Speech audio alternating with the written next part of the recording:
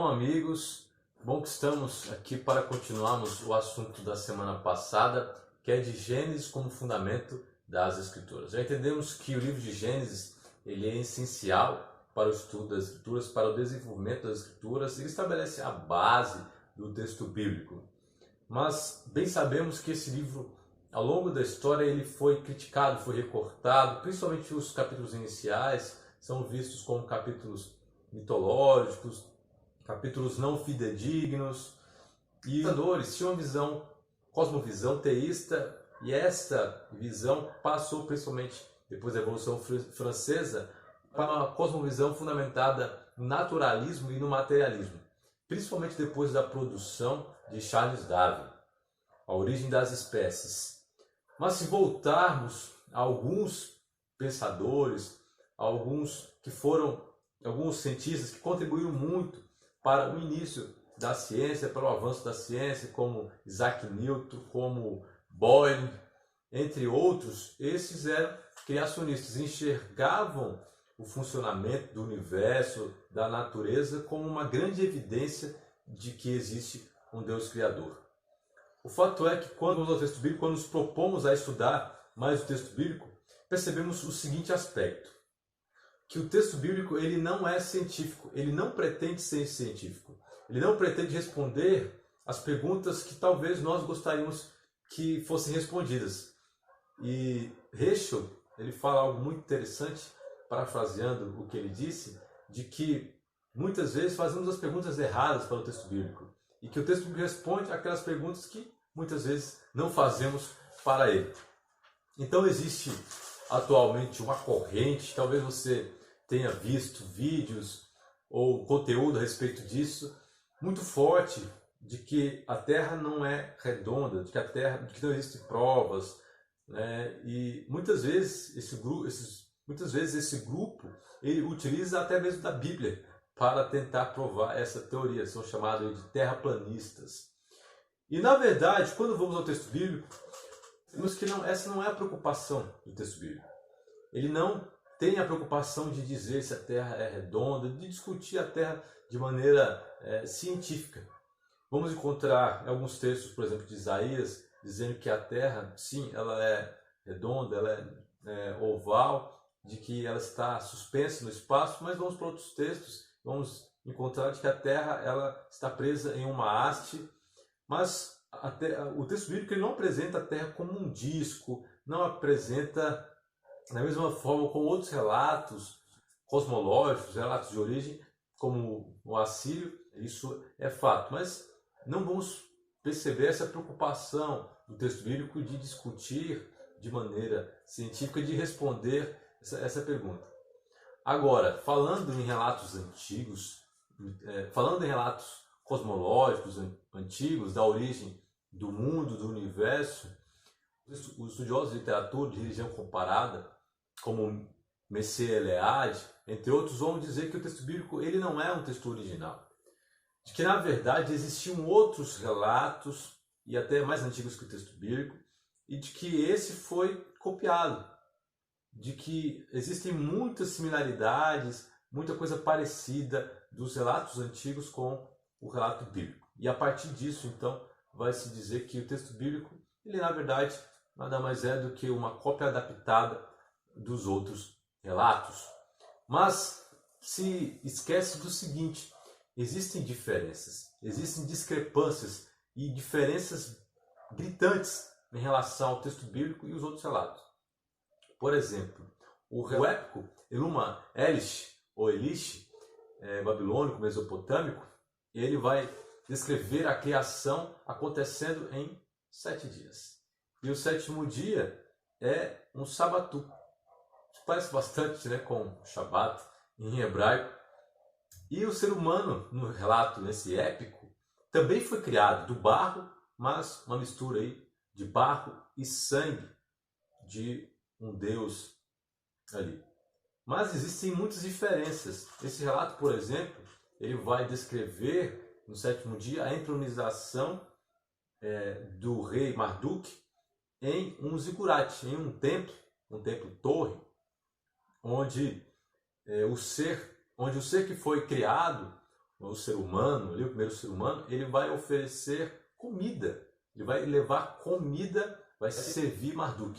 Porém, no relato bíblico, nós sabemos que a comida é um presente de Deus para o ser humano, para os animais. Ela é criada, a vegetação, os alimentos são criados antes de Deus criar os animais e de criar o ser humano. E a eles, o casal é dito para eles comerem livremente, ou em hebraico literalmente comer.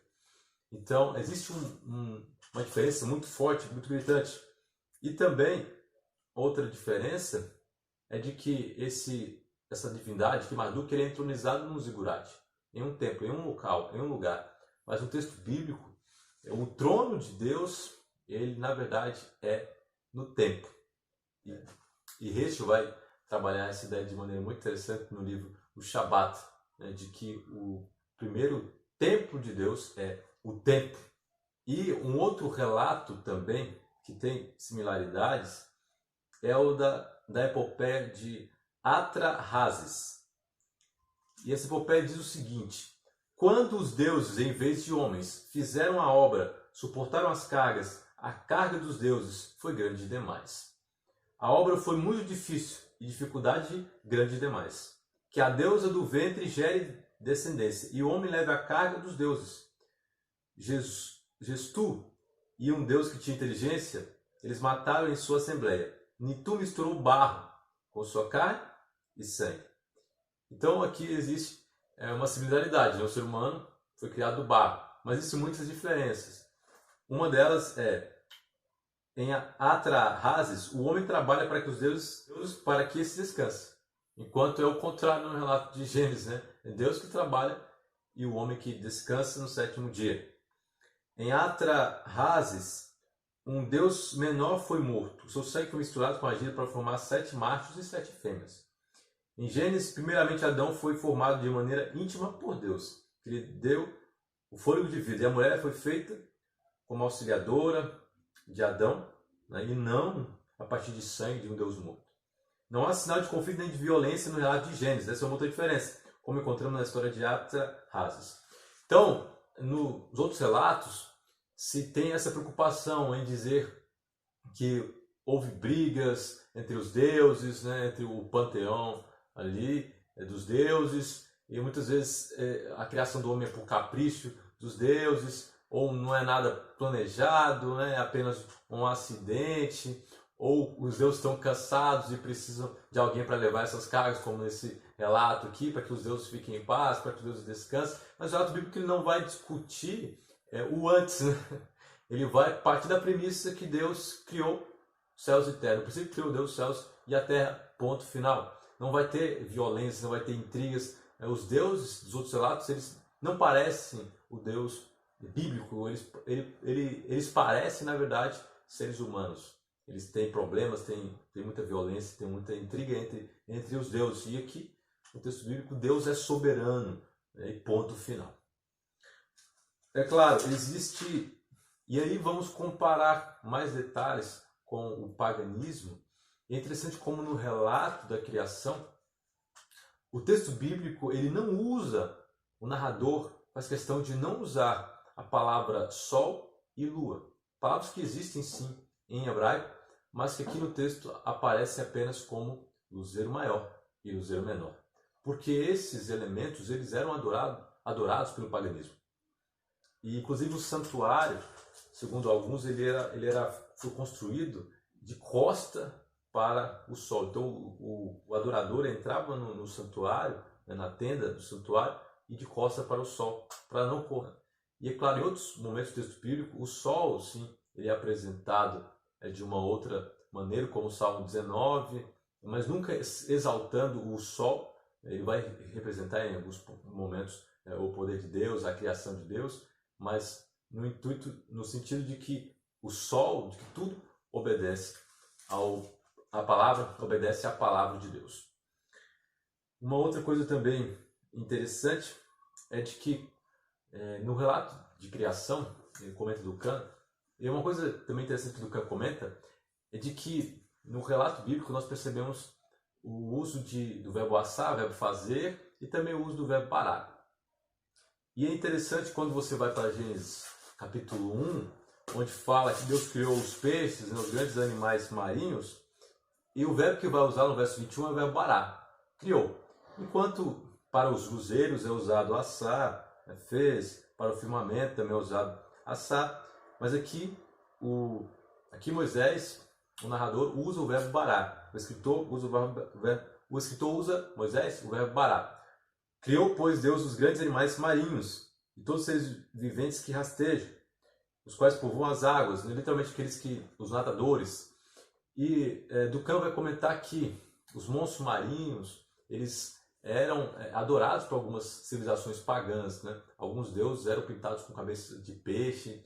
Então aqui Deus está dizendo, olha, eu que criei esses animais marinhos, eles não devem ser adorados, eu sou o Criador. E esse aspecto ele vai ser discorrido em todo o texto bíblico, de que nada pode se comparar a Deus, de que nenhum ídolo, nada deve ser adorado a não ser o Criador que fez os céus e a terra. Quando vamos a Gênesis, percebemos que a história ela é contada através da genealogia. Mas o narrador ele não está exatamente bíblico, mas o narrador bíblico não está exatamente preocupado com o tempo. Então muitos querem olhar para a genealogia, fazer cálculos, né, de quando que Deus criou a terra a partir da genealogia de Noé. Mas essa não é uma preocupação do texto bíblico, não é uma preocupação historiográfica, estabelecer marcadores de tempo, mas sim de transmitir uma lição, transmitir uma mensagem. Então, nas genealogias, nós vemos, na verdade, o contraponto entre a genealogia de Caim, capítulo 4, daqueles que não servem a Deus, e ele tem Lameque, que é alguém violento, alguém que mata alguém por nada, e também toma 2 mulheres para si. E do outro lado, a genealogia de Adão, onde há um destaque para Sete e para Enoque também, que é o 7º depois de Adão, como vai dizer Judas. E se você contar, contando com Adão, justamente 7, Enoque é alguém que anda com Deus, e Noé vai ser da descendência aí de Adão. Então há esse contraste. Mas é claro que dentro da genealogia, a questão do tempo é importante. Ela vai marcar a genealogia. Mas se formos comparar a genealogia de Gênesis com a genealogia de Crônicas, vamos ver diferenças, porque a preocupação do texto bíblico não é essa, a não ser quando o texto bíblico marque alguma coisa, marque um tempo, marque um momento. Isso é importante. Fora isso, não temos que nos preocupar com essa questão de tempo, mas obviamente de tempo, mas de maneira interessante, o texto de Gênesis ele vai ser marcado pela palavra Toledot, como eu já disse aqui, que é traduzido como genealogia, como origem, ou na NVT, com uma só palavra que é relato. Gosto bastante dessa palavra porque a ideia é justamente essa. Muitos colocam aí, muitos colocam essa primeira parte, né, capítulo 1 a 11, principalmente colocam essa primeira parte, capítulo 1 a 11, como uma parte mitológica, como uma parte que não é histórica, mas o próprio texto bíblico, a partir do uso dessa palavra Toledot, que vai marcar desde a primeira sessão, que termina aí no capítulo 2, verso 3, onde vai dizer esta é a origem, né, e é usada a palavra Toledot, até o final do livro, vai ser marcado então por essa palavra. Essa palavra vai dividir as sessões do livro. Ela traz a ideia justamente de algo histórico e não de algo mitológico, e a palavra Toledot não aparece apenas no capítulo 12 em diante, ela aparece desde o início, desde o capítulo 2 até o final do livro. E vai haver apenas uma sessão que não vai haver essa palavra, porque existe uma ênfase que é justamente do capítulo 11 até o capítulo, justamente o capítulo 12 até o capítulo 22, que é a história de Abraão, alguém que não tem nem passado e nem futuro. Mas temos que entender o livro de Gênesis como um livro muito coeso, o vocabulário dele é coeso, então não há essa divisão de que vários autores escreveram o livro de Gênesis em um período extenso de tempo. Outro aspecto interessante é a maneira como Deus se relaciona com o ser humano. Deus, de maneira intencional, cria o ser humano e essa aproximação para com o ser humano. Em Gênesis 1, se lermos, Deus apenas fala, Deus está, de certa forma, distante, Deus fala e tudo acontece, mas em Gênesis 2, Deus coloca a mão na massa. Deus cria o ser humano e há essa aproximação dele com o ser humano. Isso é muito importante porque, como comenta Humberto Cassunto em seu livro, a palavra usada aqui, há uma mudança, em Gênesis 1 se usa Elohim, Deus, e aqui vai se usar o tetragrama sagrado, o Senhor, Deus, como está em nossa Bíblia.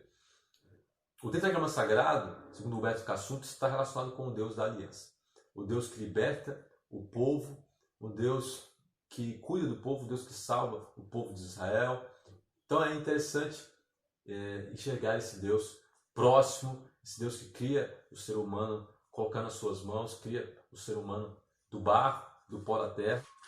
E para finalizar, podemos perceber o tema da criação ao longo das Escrituras. Existem muitos textos, porque os autores bíblicos vão fazer referência a Gênesis, aos primeiros relatos. Então você vai encontrar Paulo falando de um Deus criador, em Colossenses capítulo 1, verso 15. Você vai encontrar também em 2 Coríntios 4, 6, dizendo que das trevas resplandeceu a luz.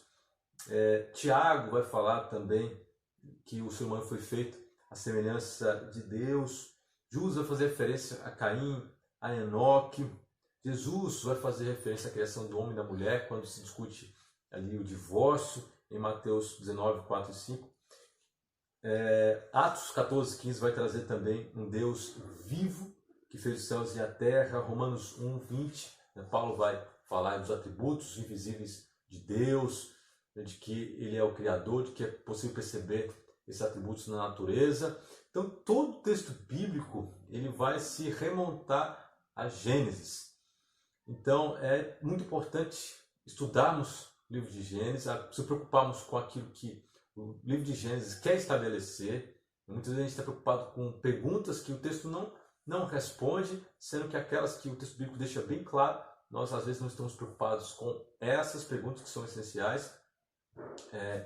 E aí o texto bíblico, por exemplo, de Provérbios, vai apresentar a sabedoria como estando lá com Deus. Eclesiastes vai fazer uma referência à criação, mas aí de uma maneira para mostrar que tudo é enfadonho, que nada é novo debaixo do sol, mostrar esses ciclos. O livro de Jó também vai fazer muita referência à criação, principalmente na fala de Deus para Jó. Onde você estava, Jó, quando eu fiz a terra, quando eu fiz tudo? Enfim, os livros vão fazer referência à criação. Os profetas vão apresentar a recriação, aquilo que Deus vai fazer, novos céus e nova terra, baseado naquilo que Ele é, o Criador. Então, é fundamental estudarmos o livro de Gênesis. Temos como princípio esse aspecto. Deus é Criador, Deus é soberano. Ele estabeleceu a criação em 6 dias literais. Ele é soberano de todo o universo. Também não quer dizer que Deus não criou mais coisas, né? Eu vi algo interessante, o Edson Nunes falando, de que aparece 10 vezes o verbo dizer, e 10 na cultura judaica é um mínimo. Para se ter uma sinagoga precisa de 10 judeus. Então, nós sabemos. Então, talvez Deus tenha criado muito mais coisas, né? O objetivo ali é apenas destacar o 7º dia, né? Destacar a semana e o ápice do 7º dia. E para finalizar, eu quero ler um texto aqui que está em Spiritual Gifts, Dons Espirituais. Ellen White fala o seguinte: Deus nunca revelou aos mortais como exatamente realizou a obra da criação em 6 dias literais. Suas obras criativas são tão incompreensíveis quanto sua existência. Então a gente não vai entender completamente as obras de Deus, não vamos entender completamente a criação, porque as obras de Deus são tão incompreensíveis como Deus é. Nós não vamos compreender tudo. E aí entra justamente um elemento chamado fé. Alguns querem entender tudo, querem entender como foi a criação, querem entender de onde surgiu aquela água, de onde surgiu a terra que estava anteriormente. A gente não vai encontrar todas as respostas. Mas aquilo que o relato bíblico propõe a responder, ele vai responder de maneira clara. E uma das grandes respostas é quem somos. Não de maneira filosófica, mas efetivamente quem somos. Somos criaturas. Deus é Criador. Portanto, meu amigo, entenda que Deus é o soberano do universo e que Gênesis é o fundamento das Escrituras. Portanto, se dedique a estudar esse livro, a estudar as Escrituras, com certeza a sua vida será muito abençoada. Curta esse vídeo se você gostou, compartilhe com seus amigos. Também se inscreva se você não é inscrito, ative aí o sininho, me siga nas redes sociais que vão estar aí embaixo também na descrição. Lá, às vezes, faço lives a respeito da lição e a respeito de outros assuntos também. E um abraço a todos, que o Eterno nos abençoe.